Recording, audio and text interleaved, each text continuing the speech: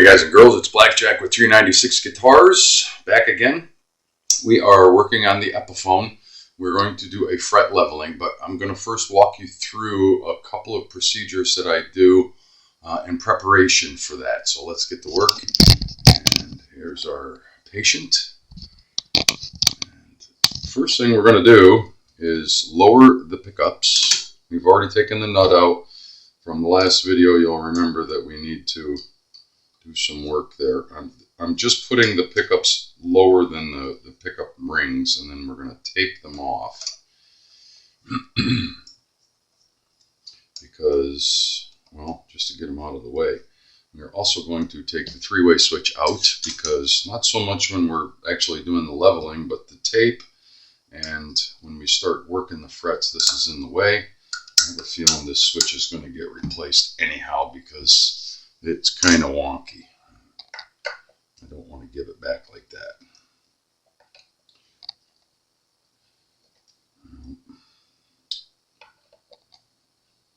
Don't remember what I did with the parts for this guitar. I must have put them somewhere. Yeah, I don't like that switch. I hate that kind of switch. And it figures there's 3 red wires and a ground. Great. That's going to be fun. That's going to be fun. Just loosen it carefully and hold the back while you're doing that. Get the nut, and well, if the ring doesn't come off, it's no big deal. We're going to put some tape over here anyway. Kind of push it down so it's out of the way. Yeah, fella.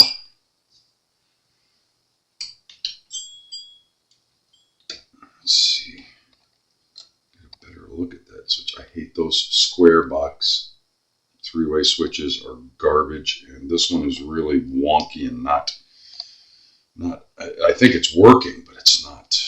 It's really loose and wobbly. I don't like it. I don't like it. This is all just prep, and it's preventative. We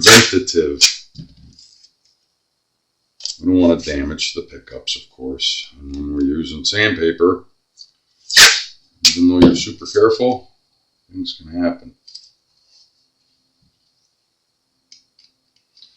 Don't want to have big sand marks on our magnetic pole pieces.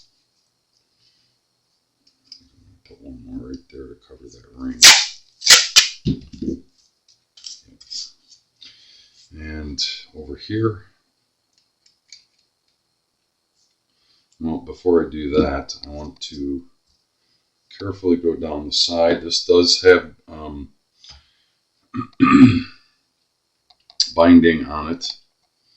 I'm going to tape that to protect it as much as possible.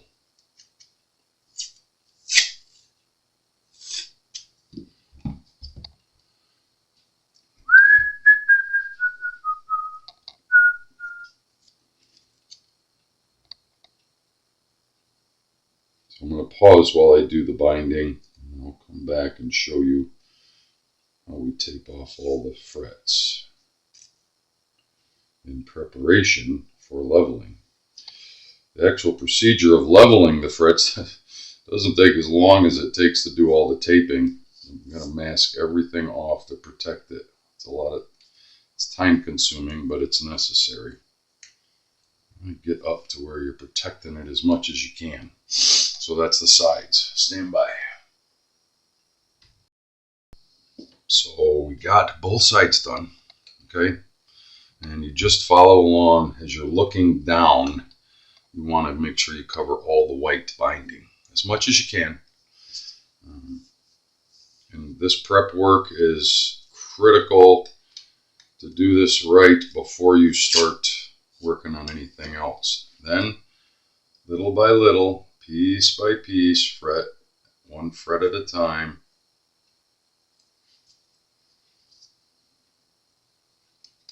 You start taping off the board. right up against the fret on both sides and cover all the wood. And I mean cover all the wood. Every piece of the fretboard has to be covered. I find 3 different size tapes are usually sufficient. It's 1/4 inch, 1/2 inch, and 1 inch, I think, or 1.5 inch. And you can see just, that this is going to take some time. I'm going to show you the first few. And make sure you're clamping it down on the side tape that you put. Your preparation here will save you heartache later. Spend the time here to do this correctly, and you will have a lot less heartache later on. Believe me when I tell you. So, onward and upward, I'm going to pause and get the rest of it done, and then we're going to go to the actual job, so stand by. Okay, so as you can see, everything's taped off. Sides, the entire fretboard. All this is just a precautionary measure to make sure, as you'll see in a minute, why. This is our sanding beam. I have 1 fret leveling on this sandpaper. I know I can get at least 1 more off of it. So what we do is mark each fret.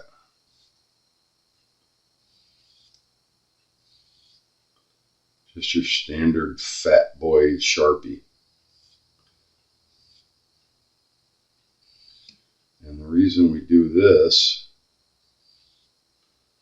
is so that as we sand, when the lines disappear, when the black disappears on the top of the fret, we can see where we've removed material, and it will usually reveal where we have high or low frets.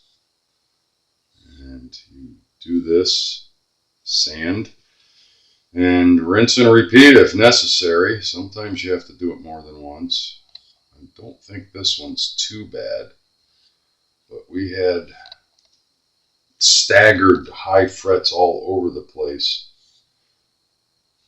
I can tell you that this is a much easier process on, say, a Fender, because I can unbolt the neck and do just that. With Les Pauls, anything with a set neck meaning it's glued into the body and it's permanent, you have to do it this way. It takes for a little more prep and stuff. But, okay, so after you mark your frets, it's time to go to work. And what you do is long, even, straight strokes.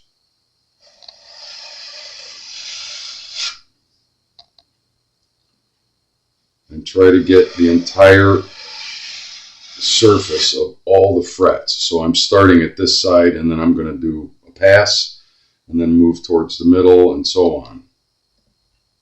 Make sure it's level. Don't put a lot of pressure on it, but some.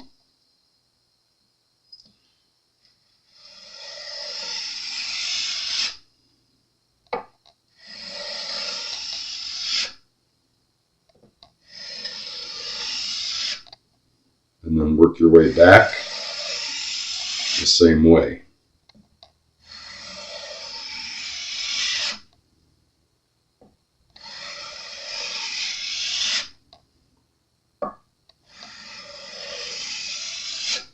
So I just went from the left side all the way over, 3 or 4 passes, and then I worked my way back. Now, instantly, I can see this was a little bit of a high fret.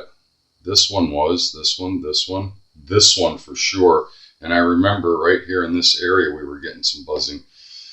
It'll actually flatten the top of the fret. This is a low fret because it didn't take any material off. And a low fret is just as problematic as a high fret. There's a low fret right there. So yeah, you can see after that first pass, it kind of tells the story how it was bouncing from side to side and from area to area, right? So we do it again. Check your sandpaper too, because if it starts to load up, you need to clean it with a toothbrush, a dry toothbrush.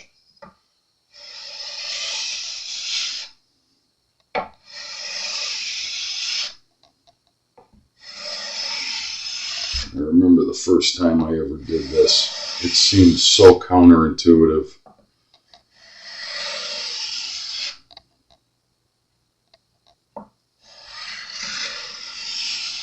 It's quite an aggressive process.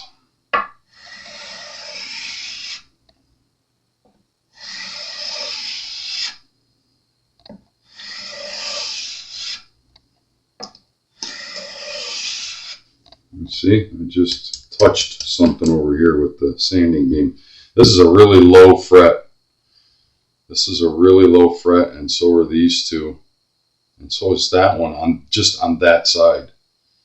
So what we're going to do is we're going to mark it one more time. I'm going to clean the sandpaper. We're going to mark it one more time before I do another pass. And then I may go to just, it seems like there's this is a problematic area. This up here is, for the most part, started to clean off. This particular fret, I don't know why, has more divots in it than any of the others. So what we're going to do is one more this way before we clean it and mark it again.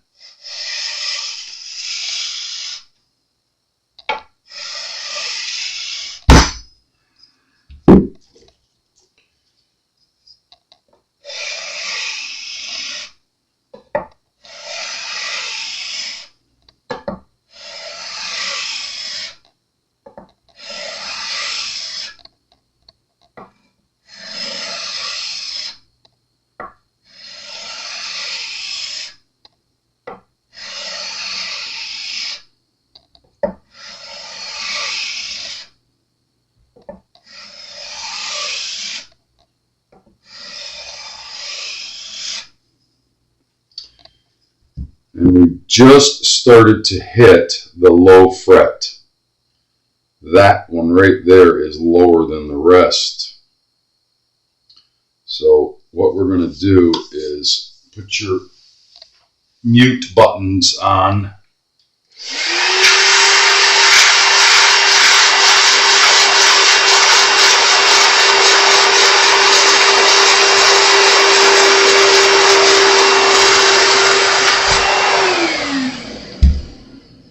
I've got a low fret here, here, just that portion of that one. This is a low fret. These are starting, just starting. These were all lower than the rest. And then this one's really low. We're going to have to do this all one more time, I'm afraid. Yeah. But before we do that, mute.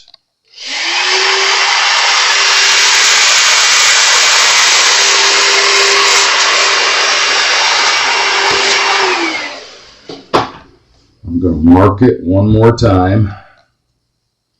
Some of the divots are starting to disappear on that fret. I don't know why that fret in particular has a lot of striations from string dent.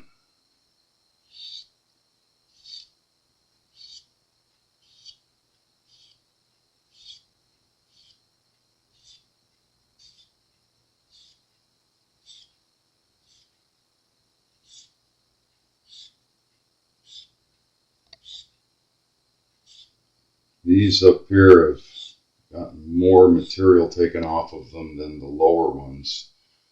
But I do want to do this one more time to get some more of those divots out and to try to get to where the low frets are over here. As I said, a low fret can be just as problematic as a high fret, and they kind of reveal themselves the same way when you use a fret rocker. I'm going to pause here, let that dry a little bit, and then I'll come back after I do this next pass. I am very pleased with the way that came out. I did the last pass, and the one low fret is still here, but it just started to show some material being removed. And to confirm that, I went back through with the fret rocker and checked every position. I'm not getting any ticking at all. And we almost completely removed the divots that were in that fret.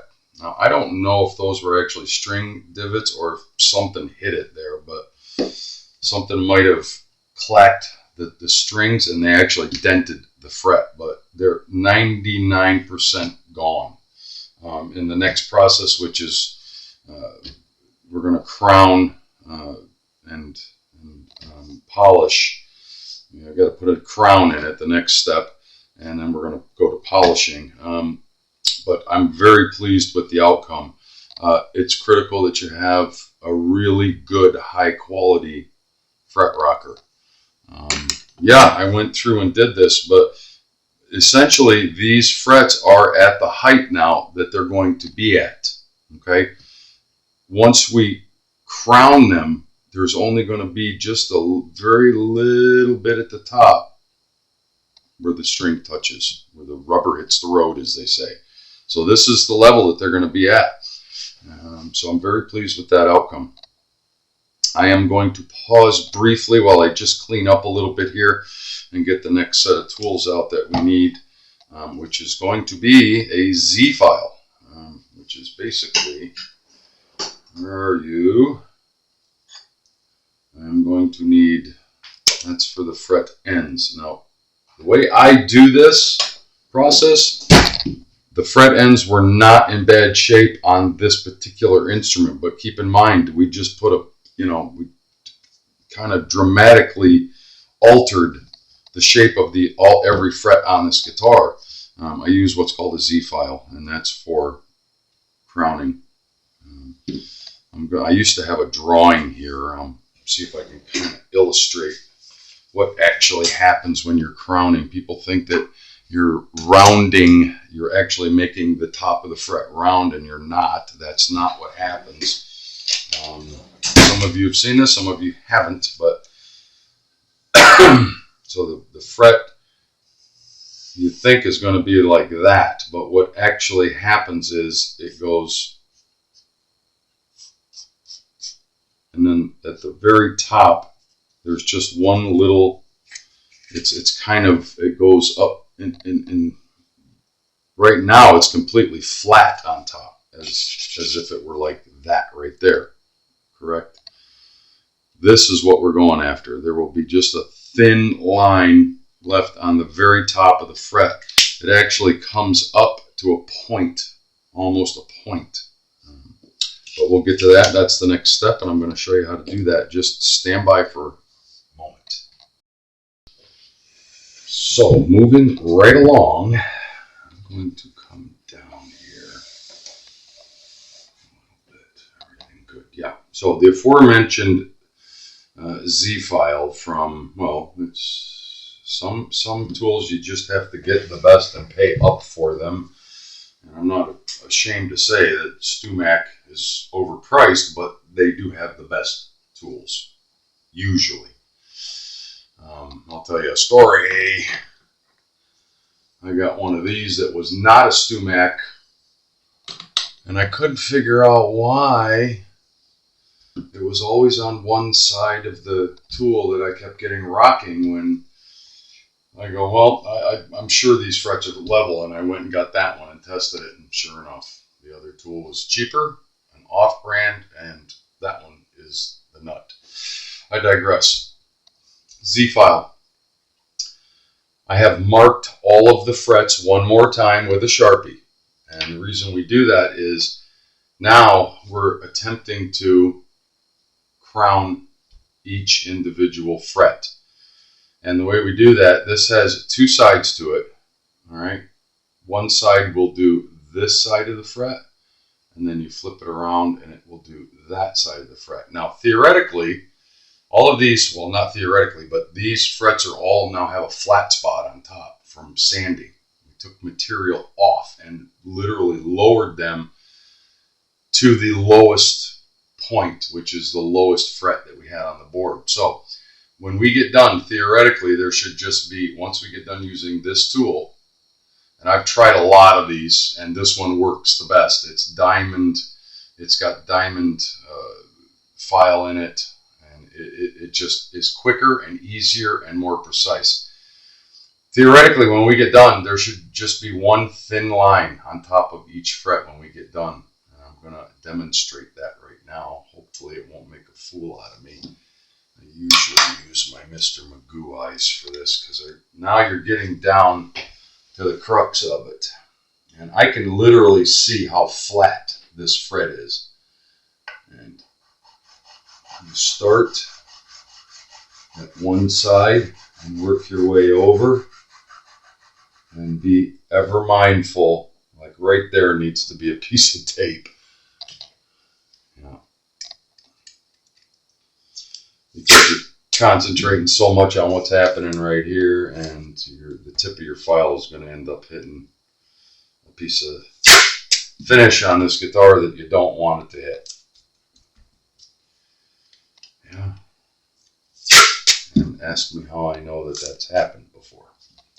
All right, so work our way. Make sure that you're getting the fret end, both sides, and you're working your way over the radius of the fret. You don't have to push hard. Let the tool do the work. Flip it and do the same thing.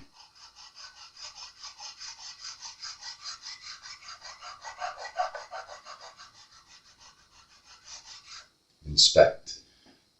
Now, I know my fat head is in the way, but we're starting to get our defined thin line, and that needs to be crowned just slightly more on this end than that end.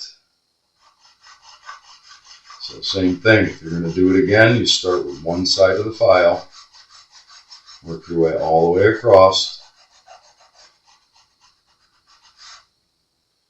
and then flip the file over, and same thing. Again, do not push too hard. And when you get done, there will be one thin line. And I don't know if the camera will pick that up, but I'm going to try to show it. You will see the big fat line on this one, and then just a thin line on this one, and that is actually the crown of the fret. So I'm going to see if it picks it up. I can't really tell if it is, but I'm going to rotate slightly, right? So that fret right there is now crowned. Is it done? Oh no, there's 10 other steps to get it back into form where it's playable and usable. I'm going to show you one more, and then I'm going to pause while I do all of them. And this is a time-consuming, pay attention, go slow, don't press too hard kind of job.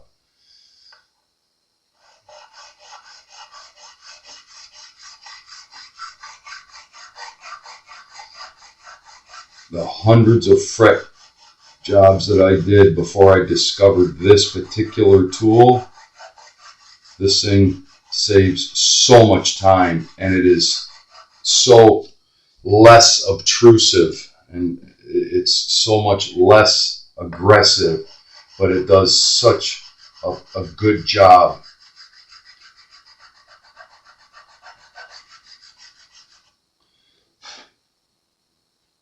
I like that. All we're trying to get, when that black line is left, that's where the string is going to hit the fret. And that's all you need. It comes up, it gets round, and then it comes up, and there's just one thin little flat spot on the very top. Once we get it all cleaned and polished, you'll never ever see that. The player never knows that that little flat spot is there. It's microscopic. It's very, very small, but it's there, and that's what you need. And don't go too far. And be very mindful to try and get the fret end as well, right? Because that will facilitate and make it quicker and easier later on. And I'm going to show you the process I use. And very seldom do I have to pull out the fret end file. But sometimes, if you find a burr or something from all of the sanding, you have to get after it with a microfile. But usually not. This process is patented by your Uncle Blackjack. And by the way, Fleck machine. what I'm doing by hand has been done this way for forever. There are machines that go down, and it's some magical machine that everybody has bought into. I've seen jobs that come right off of those machines, and once they're done and delivered back to the customer, and I go, I think I could have done a better job by hand. It takes me about 10 times as long to do it, though. I digress. I'm going to pause. I got a lot of work to do. We'll be right back. For you, it'll only be a second. For me, it'll be about an hour. All right, kids, we're back. I have effectively crowned all of these frets using the Z file, as we talked about earlier. I'm only going to show you the one last next step. This is how I do it. This is 150 or 160 grit Scotch-Brite. I call it Scotch-Brite, but it's really just a sanding pad. Now, what we're going to do with this, by the way, when you get done, every one of these should have just a thin line on the very top of the fret, revealing the crown. That's what crown refers to. This first step, it's pretty aggressive. It's crunchy, but consider everything we've done to this already with, hitting it with the sanding beam and then Z file. I am going to hold off doing anything else as far as fret end dressing because this is my process. I now have still black marks on there, so this is going to be the first step in removing that and rough sanding each fret. And I know a lot of guys are going to disagree with this, but this is a tried and true process that I use, and I was taught by somebody else. I didn't invent it. First, concentrate on the fret ends lightly. You don't have to grind on it. You don't have to stand on it. And very lightly carry your way across the fret until you get to the other fret end. Right? And all we're dealing with is the very top of the fret, the actual crown. We're cleaning whatever else is left on there as far as the, the marker and what have you, but we're also smoothing out. We're starting to smooth out. This is the very first step in smoothing out the fret ends and the actual crown. I spend a little extra time doing the fret ends. It took me a long time to figure out that if you do this step and take your time with it lightly. This is pretty aggressive Scotch-Brite, pretty aggressive sandpaper, if you want to call it that, for lack of a better term.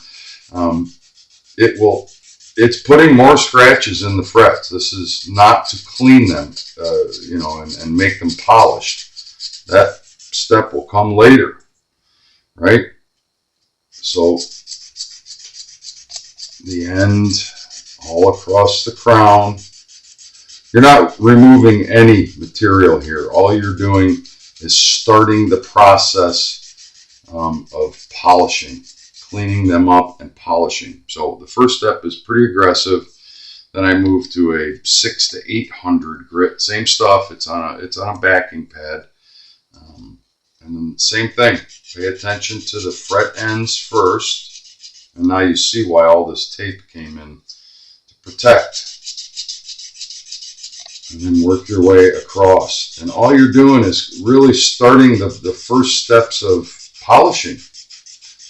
Because we're going to end up at 18,000 grit to get these frets polished. And it's a long, tedious process.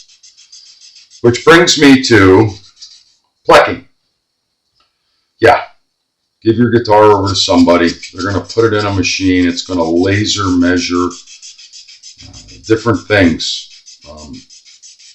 String height, neck relief, high frets, low frets, and then it's going to go to grinding all that off within laser accuracy. If you're not picking up on my sarcasm, I'm not laying it on thick enough. It has its place in manufacturing more than anything, I believe, but it has become, in our lazy society, the thing that they're selling to people with instruments that are buzzing, or somebody told them it needed fret work, what have you. I'm going to give you the actual definition of it. A Plek machine is a computer-controlled tool used in guitar production and repair to achieve precise fret leveling and optimized playability, offering a high level of accuracy and consistency. Right about now, 3 million guitar techs should be going in 3-part harmony. Bullshit. Sorry, I don't believe in it. I don't buy into it. I have seen guitars that come right off of a Plek machine, and I know I can do a better job because I'm paying attention to not only each individual fret, but in relation to every one of them. The computer is, yeah, we're living in the computer age. I get that, and they have their place. I'm not saying they're garbage, but I believe they have their place more over in manufacturing than in actual real world, fixing somebody's guitar. Sorry, I'm old school. Maybe that's my problem. I don't know. But that is the next step, and I'm going to stop today's video, this installment here. The two Scotch Brights, just to clean off any remaining marker and to really start the polishing process. And yeah, it takes a long time to do this. In this 30-something minute installment, I probably have 2 hours of work, maybe more than that already, and I probably still have 2 more hours of work to complete it. A Plek machine, I don't know, by the time you set it up, calibrate it, do all the nonsense that it takes to, dazzle somebody with this big laser machine, probably got a couple of hours into that too. And they charge more. I literally charge half of what they charge for, fret leveling. As somebody, I don't know what the pricing is. You look it up. I've heard everywhere from $250 to $450. I digress. We're going to end there. The next installment will be actually finishing this process, and then we're going to go to, where are they? Good old-fashioned hand polishing. These grits start at 1500, 1800. Coarse, that's the coarse one. Then we go to medium, which is 2400 grit to 2600 grit. Fine, which is 4,000 to 6,000, and then finally 8,000 to 12,000. And I do that on every single fret job that I do. So we're going to stop there. I hope I didn't rant too much about plecking. We'll talk soon. Remember, if you dig what I'm doing, like and subscribe. This is old school guitar work. I was taught by some of the best people in the business, and we're going to move on.